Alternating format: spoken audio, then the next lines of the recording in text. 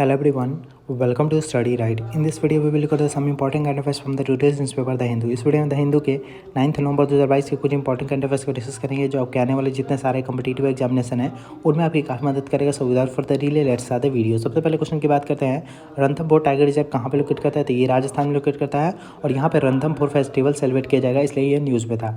और ध्यान रखना है आपको, मानगढ़ धाम कहाँ पे लोकेट करता है? तो वो भी राजस्थान में रिसेंटली वो न्यूज़ में था, क्योंकि बोला गया है मानगढ़ धाम को एक टूरिस्ट डेस्टिनेशन साइट बनाया जाएगा।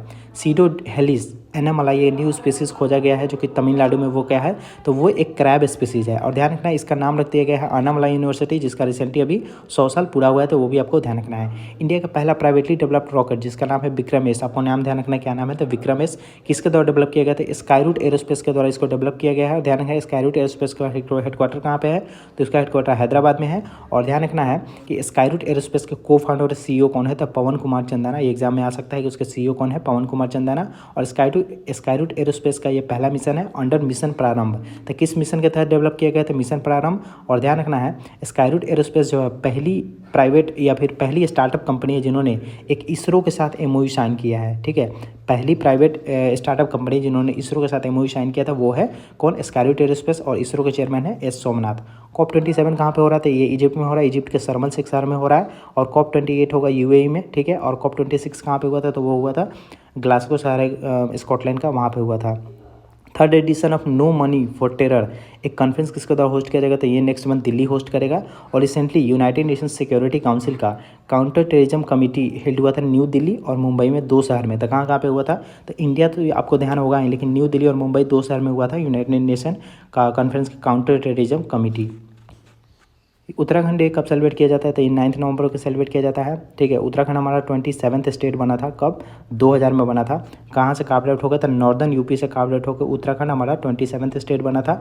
और जब ये 2000 में जब बना था उस टाइम इसका नाम हुआ करता था उत्तरांचल, लेकिन 2007 में इसका नाम हो गया उत्तराखंड। तो ध्यान रखा, उत्तराखंड का इसका नाम हो गया 2007 में। एयर एक्सरसाइज गरुड़ा 7 हेल्ड का आती है, ये एक राजस्थान में हो रहा है। ठीक है, और एक्सरसाइज की बात करते हैं, रिसेंटली मालाबार एक्सरसाइज कहाँ पे हो रहा था? वो हो रहा है जापान में। ठीक है, मालाबार एक्सरसाइज हो रहा है जापान में।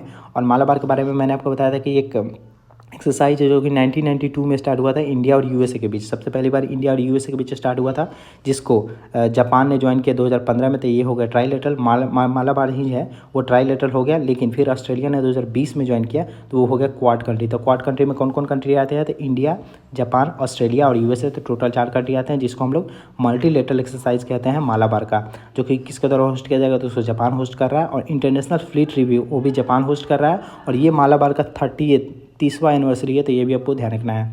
विच state recently set a panel of uniform civil code? Uniform civil code पे रिसेंटली पैनल किसने बनाया है? तो रिसेंटली गुजरात ने, जहाँ पे इलेक्शन होने वाला वहाँ पे यूनिफॉर्म सिविल कोड पे पैनल बनाया। और ध्यान रखें यूनिफॉर्म सिविल कोड है वो आर्टिकल 44 के तहत आता है, और ये पार्ट 4 आता है हमारे कॉन्स्टिट्यूशन के, जो कि DPSP की बात करता है, directive principle of state policy, जो कि है जो हमारा जो कि है non justifiable and non justifiable in the court है, ये आपको ध्यान रखना है।